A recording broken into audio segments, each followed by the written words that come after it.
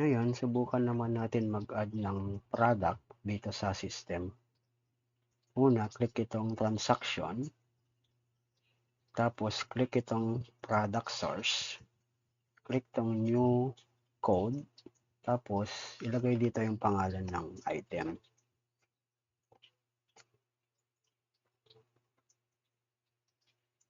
Tapos, ilagay din dito yung sale price niya. Halimbawa, maglagay ako ng 2,000 na price. Tapos, yung puhunan niya, 1,000. Tapos, yung sa category, lagyan natin RTW. Tapos, kung wala namang section, lagay lang natin na dash. Location, lagay natin warehouse. Pag okay na, click lang itong add. Click tong okay.